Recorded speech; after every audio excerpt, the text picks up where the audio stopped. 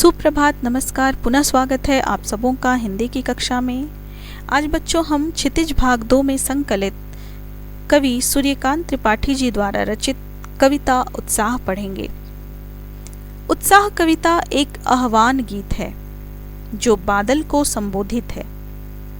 बादल निराला जी का प्रिय विषय है।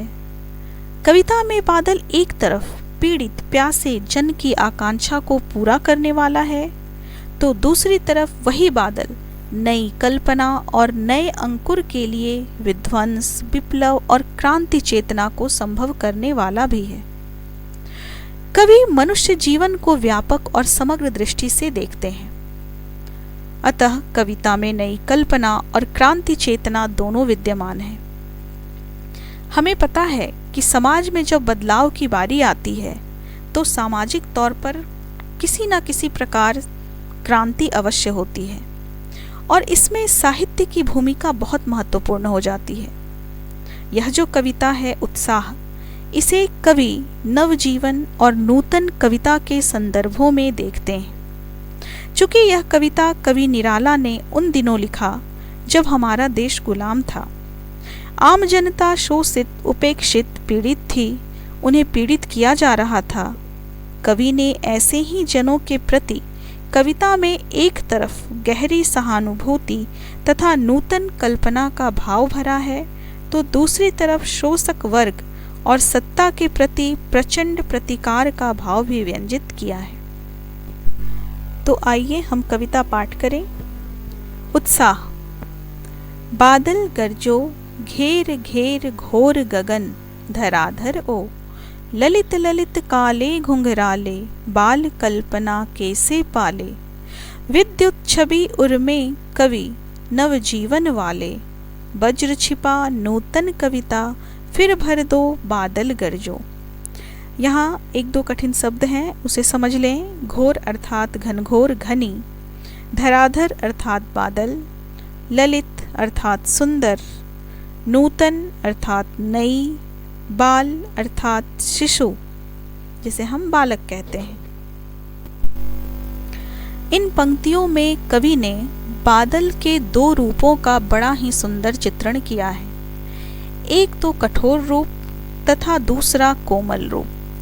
अतः कवि यहाँ बादलों का आह्वान करते हुए कहते हैं, हे बादलों, तुम घनघोर रूप से आकाश को घेर लो, चारों ओर अंधकार छा जाए, अर्थात तुम ही विध्वंस, क्रांति और विप्लव का रूप हो।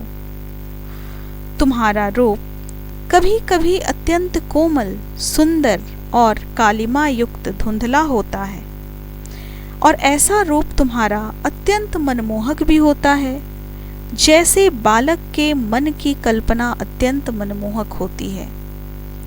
तुम्हारे हृदय में यद्यपि बिजली रहती है, अर्थात तुम में एक तरफ विनाश की शक्ति भी विद्यमान है और दूसरी तरफ तुम नवजीवन देने वाले हो, क्योंकि बादल के बरसने से ही पृथ्वी पर अंकुर को प्रस्फुटित होने का मौका मिलता है।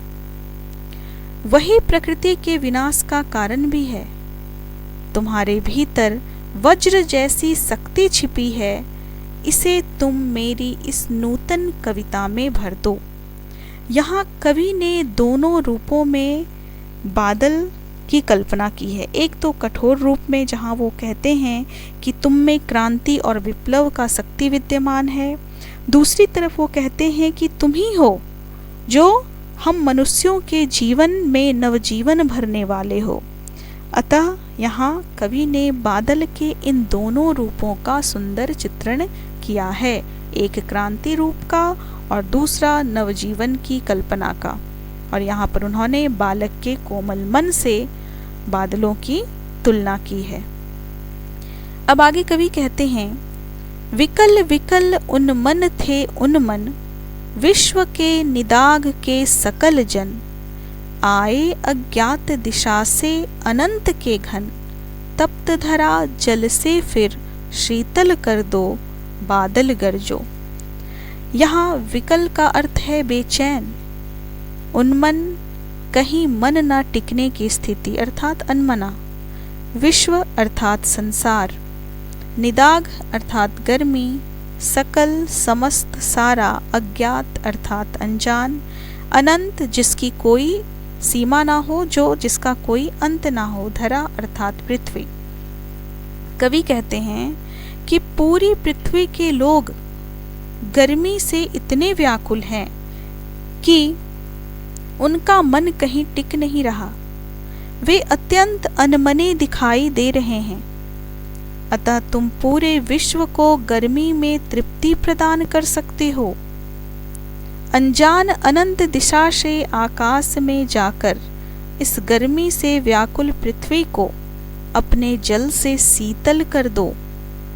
अंत में फिर पुनः कवि यहाँ बादल का आह्वान करता हुआ कहता है कि बरसो ताकि समस्त पृथ्वी तृप्त हो सके तथा हर मानव प्रसन्न चित्त दिखाई दे। तो इस छोटी सी कविता के माध्यम से कवि ने बादल के कठोर कोमल सृष्टि को तृप्त करने वाले हर रूपों में उन्होंने दिखाया है। कविता बहुत आसान है, आपको समझ में आया होगा। धन्यवाद।